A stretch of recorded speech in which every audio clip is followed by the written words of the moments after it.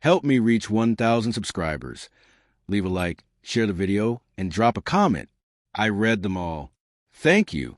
I never cared much for company gatherings, but that evening carried a strange weight I couldn't quite explain. Maybe it was the way my manager, Victor Lane, kept glancing at his watch like he was waiting for something. Maybe it was how my wife, Hannah, kept smoothing the fabric of her dress, tense in a way I'd never seen around new people. Or maybe it was just my instincts warning me that something was off. Victor was one of those people others admired without knowing exactly why. Polished, magnetic, the kind of confidence that dragged attention toward him like gravity. I'd trusted him for years, probably more than he ever earned. Hannah and I walked in a few minutes late.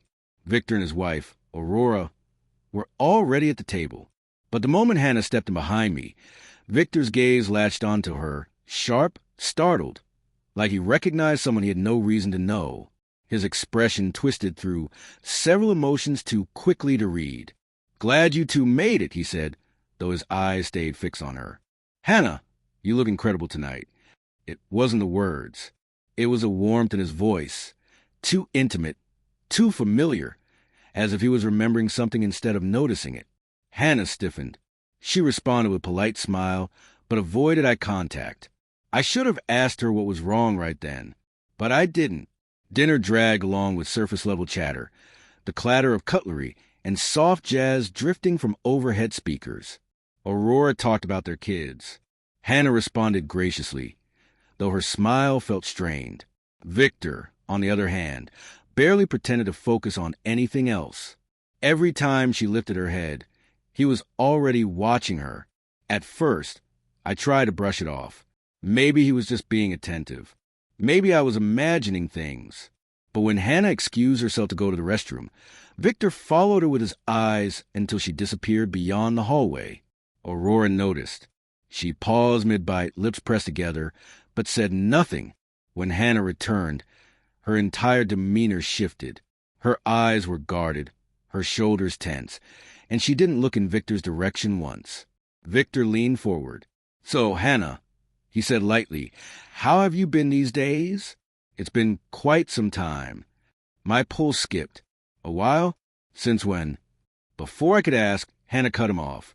"I'm fine," she said curtly, her voice tight. Not friendly. Defensive. Victor smirked, like her discomfort was amusing. The rest of dinner felt like navigating broken glass. Whenever Victor spoke to me, his tone felt forced. When he addressed Hannah, she answered in clipped, short phrases. Aurora looked like she was solving a puzzle she wished she hadn't noticed.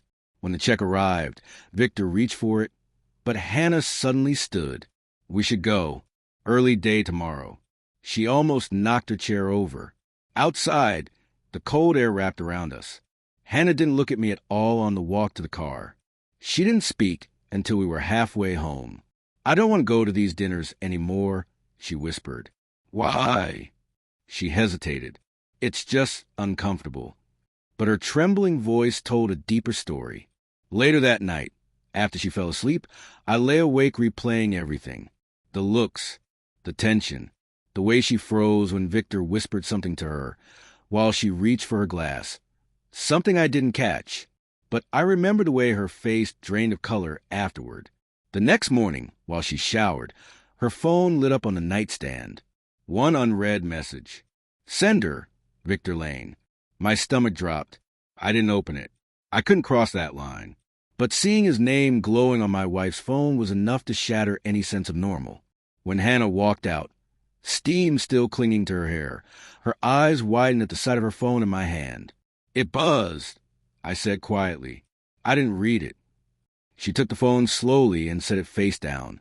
"It's nothing," she whispered, her voice thin, brittle. "Hannah, how do you know him?" Her shoulders tightened. She didn't turn around. "I told you, I don't want to talk about this." But I needed answers. Why did my boss look at my wife like she was the ghost of a mistake he once made? At work, Victor acted like nothing was wrong. He clapped my shoulder, gave instructions, cracked jokes. But when we were alone, he leaned closer. "Your wife," he said with a sly grin. "She's unforgettable." I A chill crawled up my spine. What is that supposed to mean? He smiled, slow, knowing, disgusting. Relax, Evan. I'm just saying you've got good taste. That wasn't admiration. It was ownership. That night at home, Hannah moved around the kitchen like she was somewhere else entirely. When I touched her arm, she flinched before realizing it was me. I didn't push. Instead, I watched. I waited. And slowly, she began to crumble under the weight of whatever she'd been hiding. A week later, I found her sitting on the couch, phone clutched in both hands like it burned to touch. Evan, she whispered, I have to tell you something. She took a shaky breath. Before you and I met, I applied for a position at a firm downtown. Victor was the one who interviewed me. My heart pounded. He wasn't inappropriate first, but afterward, he asked me out. I said no. He didn't take it well. Her voice cracked. He kept calling, messaging, showing up outside the building. Nothing I could prove, but enough to terrify me. I quit before I even started. I sat beside her, stunned. Why didn't you tell me? Because he eventually stopped. And when you got a job at his company, I panicked, but I hoped he wouldn't remember me. She wiped tears from her cheeks. But he did. Everything suddenly aligned. The stare, the tension, the whisper. What did he say to you at dinner? I asked softly. She shivered. He said, You ran once. You won't run now. A slow, controlled rage settled inside me. You're not facing this alone, I said, taking her trembling hands.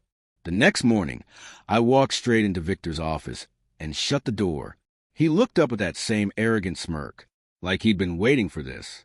This ends now, I said, calm and steady. You stay away from my wife. He leaned back. Or you'll do what? I didn't shout. I didn't threaten. I simply set a copy of the company's harassment policy on his desk, along with screenshots of the old messages Hannah had finally shown me. His smirk wavered. Last chance, I said. Walk away. For the first time since I'd known him, he looked uncertain.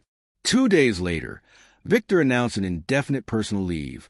By the end of the month, he'd resigned completely. When the news became official, Hannah and I sat on the porch, wrapped in the quiet evening air. She rested her head on my shoulder, finally unburdened.